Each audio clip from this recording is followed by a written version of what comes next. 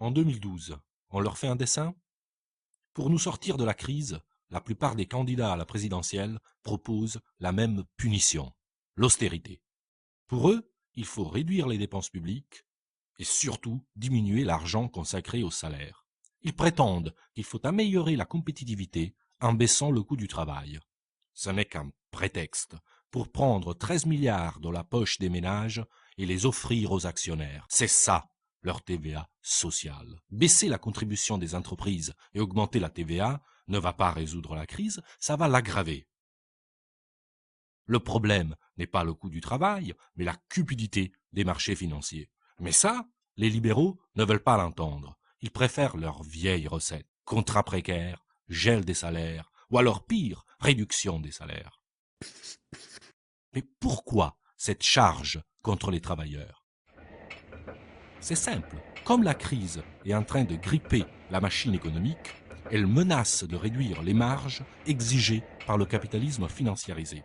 Il faut donc bien trouver une manière pour garantir la pérennité des profits exorbitants. Et alors, on rogne sur les salaires, bien évidemment, ou on nous fait travailler plus longtemps pour le même prix. Au secours, Marx revient. Bonjour, on m'a demandé de faire une petite explication. Nous croyons naïvement que si nous travaillons 8 heures dans une journée, nous sommes payés pour ces 8 heures. Nein, en réalité, durant une partie de votre journée, vous travaillez gratuitement. Et ce travail gratuit, ce surtravail, c'est le profit du capitaliste. Quand le capitaliste vous dit négocier le temps de travail, il vous dit vous faire travailler vous plus pour lui profiter plus. C'est la même chose avec chômage partiel, réduction salaire, baisse cotisation sociale, c'est toujours pour sa poche à lui. Pour les délocalisations, c'est la même logique. Le capitaliste cherche travail toujours meilleur marché pour augmenter son profit à lui. La délocalisation, c'est pas la fatalité, c'est le choix politique de privilégier le profit. Et ça, même Keynes le comprendra plus tard.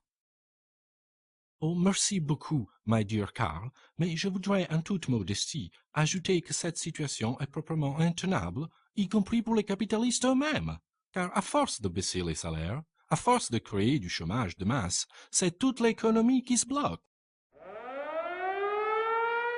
Ils sont en train de scier la branche sur laquelle ils sont assis.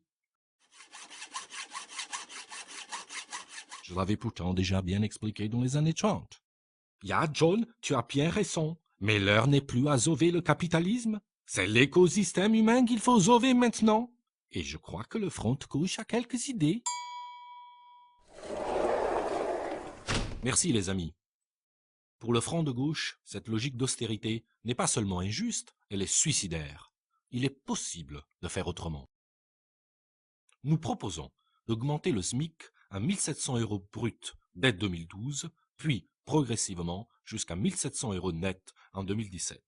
Mécaniquement, cette mesure entraînera l'augmentation de tous les salaires. C'est une question de bon sens. Augmenter les salaires, c'est augmenter le pouvoir d'achat, et donc relancer l'économie. Quand on est riche, on investit dans la finance, alors que ce sont les gens modestes qui, par leur consommation, font tourner l'économie réelle. Être mieux payé, c'est aussi pouvoir se procurer des produits de meilleure qualité. Pourquoi y aurait-il de la malbouffe pour les uns et du bio pour les autres? Il nous faut répartir la richesse pour mieux vivre. C'est pourquoi nous proposons pour les salariés de fixer un écart maximum de 1 à 20 entre le salaire le plus haut et le plus bas dans une même entreprise, avec un salaire maximum de 30 000 € par mois. Ainsi, les patrons ne pourront pas gagner plus sans augmenter les salaires les plus bas. Et il n'y a pas que les salaires des patrons qui coûtent cher aux entreprises.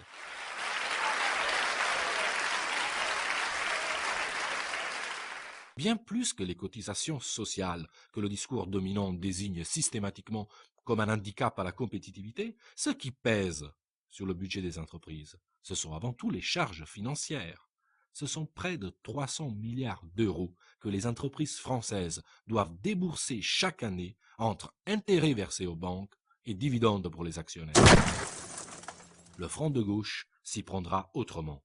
Nous créerons un pôle public bancaire pour une politique sélective de crédit, avec des taux d'intérêt faibles lorsque les entreprises investissent dans l'emploi, les salaires, la formation, la recherche, et à contrario, nous pénaliserons celles qui délocalisent et jouent la spéculation financière aux dépens des emplois, des conditions de travail et de l'environnement.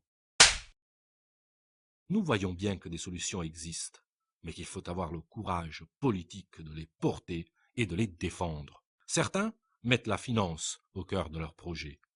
Nous, au Front de gauche, nous mettons l'humain d'abord. En 2012, on va leur faire un dessin.